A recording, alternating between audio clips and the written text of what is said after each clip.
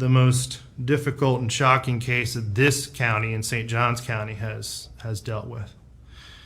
In the 20 years that I have been, or 16 years that I have been practicing law, and the 30 years that I have lived and worked in this all of Northeast Florida, this case is one of only a very small few that had this level and this type of impact on the community.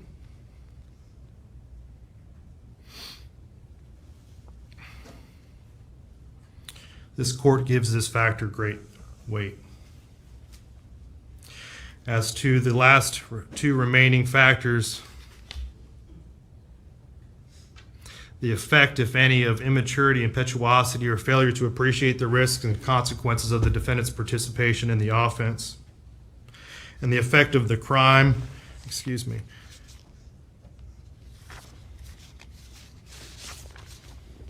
and the nature and circumstances of the offense committed by the defendant. These factors are somewhat combined.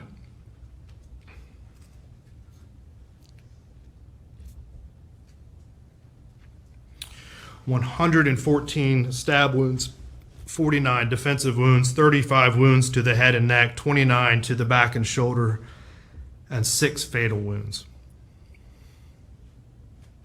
This court has reviewed and seen more than its fair share of autopsy photos. The autopsy photos in this particular case were particularly difficult.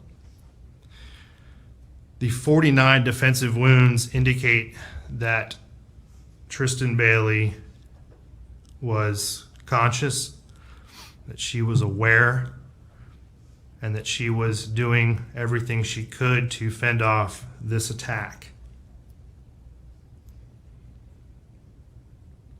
She suffered a painful, horrifying death from someone that she trusted. Her screams were most likely stifled by her own suffocating lungs.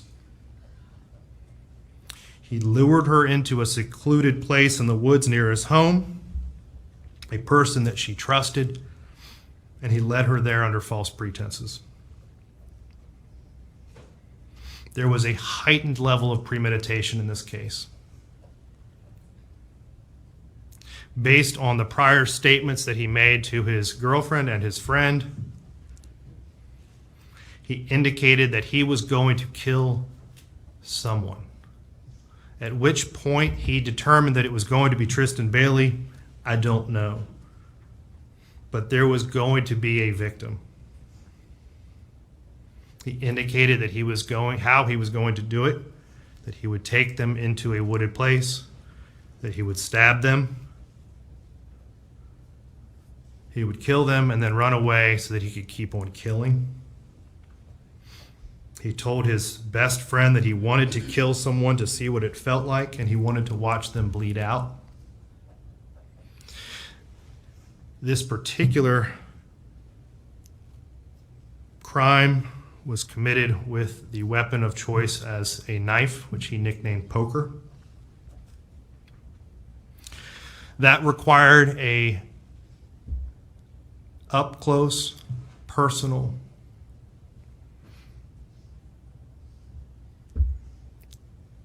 type of murder that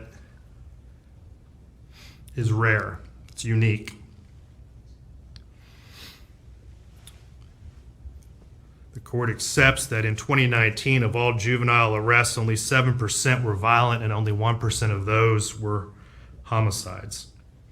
This crime is clearly an outlier, and it was shocking, and it is shocking to the conscious.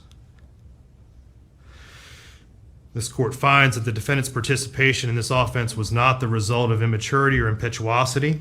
He understood the risks and consequences of his actions. He previously told his girlfriend that he was going to do this. That clearly shows that he had been planning it.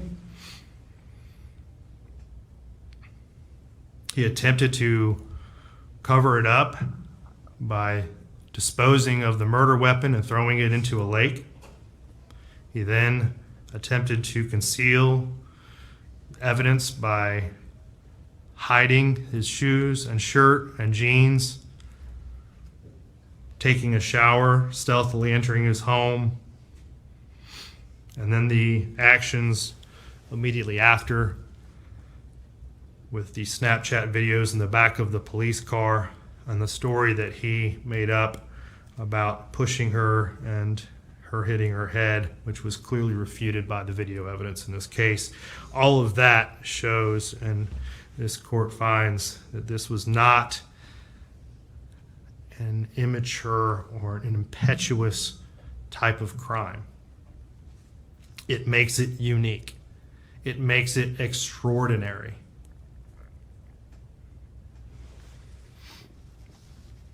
What is also very troubling is that this crime had no motive. This was not done out of greed. It was not done in retaliation, retribution, or revenge. It was not a crime of passion. It was not a crime that was committed because he felt rejected by her. It was not done in a fit of uncontrollable anger. There was no reason. There was no purpose. It was done for no other reason than to satisfy this defendant's internal desire to feel what it was like to kill someone. It was committed in a cold, calculated, and premeditated manner without any pretense for moral or legal justification, and it was heinous, atrocious, and cruel. This factor and this factor alone makes this case and this defendant more than just unique. It is for this reason and all of the reasons previously stated that leads this court to the conclusion that there is only one appropriate sentence in this case. Mr. Fucci, if you and your attorneys would please rise. Counsel, is there any legal reason why this court cannot impose sentence at this time? No, sir. Mr. Fucci, having entered a plea of guilty to the crime of first-degree murder, I adjudicate you guilty of the premeditated first-degree murder of TRISTYN Bailey. I sentence you to life in prison. Because of your age, you are eligible for review of the sentence in 25 years. I order the Department of Corrections to notify you when you are eligible to apply for your review hearing. Madam Clerk, if you will please impose the minimum fines and court costs. Mr. Fucci, you have 30 days to appeal the legality of this court's sentence. If you wish to appeal but cannot afford an attorney, one will be appointed for you. You will be taken back to the Duval County Jail and then transported into the Florida State Prison System. We are adjourned.